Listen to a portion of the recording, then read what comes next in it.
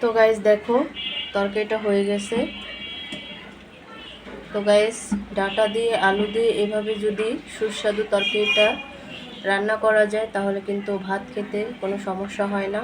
আর আসসালামু আলাইকুম, welcome back to my channel. কেমন আছো তোমরা সবাই? আশা করি ভালো আছো। আল্লাহর রহমতে আমি অনেক ভালো আছি। তো গাইস তোমাদের মাঝে আরেকটি রান্নার রেসিপি নিয়ে চলে আসলাম। তো আজকে কি রান্না করব তোমাদের সাথে শেয়ার করব। তো গাইস এখানে আমি রান্না করার জন্য পাবদা মাছ নিয়েছি, আর এই পাবদা মাছটা কিন্তু অসাধারণ খেতে। তো গাইস এই পাবদা মাছের রেসিপিটা তোমাদের সাথে শেয়ার করব। ভিডিওটি ফার্স্ট থেকে লাস্ট পর্যন্ত দেখতে থাকো, আশা করি ভালো লাগবে। আর ভালো লাগলে প্লিজ একটি লাইক আর একটি সাবস্ক্রাইব করে পাশে থাকবে।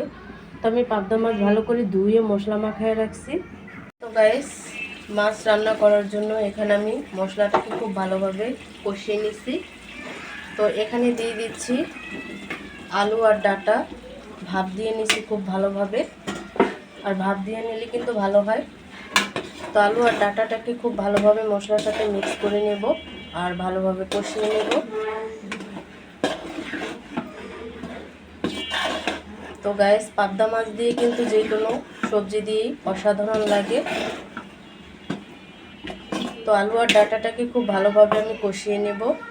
গাইস দেখো ডাটা আর আলুটা কিন্তু খুব ভালোভাবে কষে গেছে। তো মশলার সাথে মিক্স করে ফেলছি। তো গাইস দেখো তরকারিটা হয়ে গেছে।